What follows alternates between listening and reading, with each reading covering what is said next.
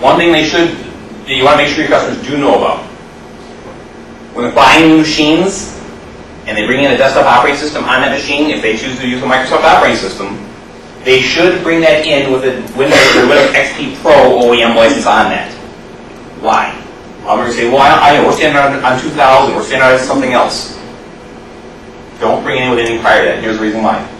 Back on October 8th of 2001, we made a change to our OEM licensing agreement. And the reason why was because we introduced Windows XP Pro. So think about it. Prior to Windows XP Pro, we had Windows 95. Did your customers use that at home? Yeah, end users did, right? Did they use it at work, though?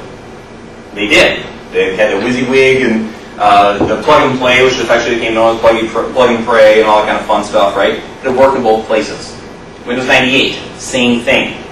Windows 2000 Pro, we thought was going to become only the business operating system. What we missed was what an NT kernel gets you that 9X kernel never does. You can still use 9 monitors per box, but what happens to your memory over 64 meg RAM? You can actually use it as opposed to a 9X system, which does this and crashes after 256, right?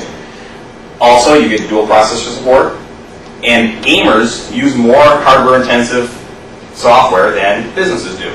So they had a platform which is support more in an NT kernel than the 9X, so they went to 2000 Pro. So actually it applied both ways. So that license agreement applied to both sets of customers. So again, you have to write to the lowest common denominator. When we introduced Windows XP, we did a very smart thing. We created 2 different versions. We created Windows XP Home and Windows XP Pro. What do you think Windows XP Home was meant for? Home user, right? Our marketing people got that one on the nose. XP Home meant for home. XP Pro meant for business. As such, we wrote 2 different licensing agreements under the OEM because we could. We knew who was going to buy which one. And it allowed the consumers the choice of which one they wanted. We weren't forcing them to buy one or the other. You can't force me to buy one of the deluxe car. As you've seen in the papers, that causes problems, right? You can't not do that. So, we had a chance to write 2 different agreements. We did. So our XP Pro, which is meant for our businesses, we wrote a license agreement which would give them some of the things they were asking for. Imaging rights. Under an XP Pro OEM license, they had imaging rights for another OEM license. Downgrade rights. And Windows XP Pro OEM, they have downgrade rights all the way back to Windows 98.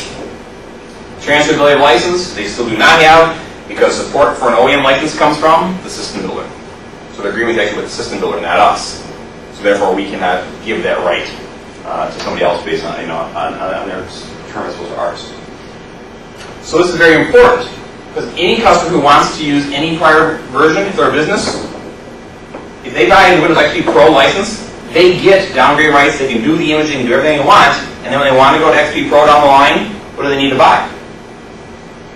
Nothing, right? They're saving money. Those precious budget dollars they don't have enough of. If they buy the Windows 2000 Pro today, as opposed to the XP Pro, they're buying the 2000 Pro license, which can cost them the same as the XP Pro license, installing 2000 Pro, then when they want to go to XP, what do they need to buy?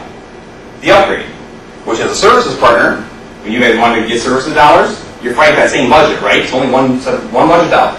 If they spend money on software, what happened to the budget dollars they have for installation services? It just went down, right? You're fighting for those dollars. Take us out of the equation. Get Microsoft out of there immediately. Don't let software stop a project or halt it. Have them buy the machine with XP Pro license on it. Then when they want to do the install, do the upgrade, migration, they have to buy any software. They already own it. Don't let a customer buy an XP. It's a 2000 Pro license and acquire XP Pro. They're hurting themselves. Get what you pay for. And they don't know this. I mean, that's the biggest kicker. They say they want to buy 2000 Pro because they want to run. Well, great. Right under XP, you've got the imaging right for your machine, and blow it on the image, you're good to go, save you money.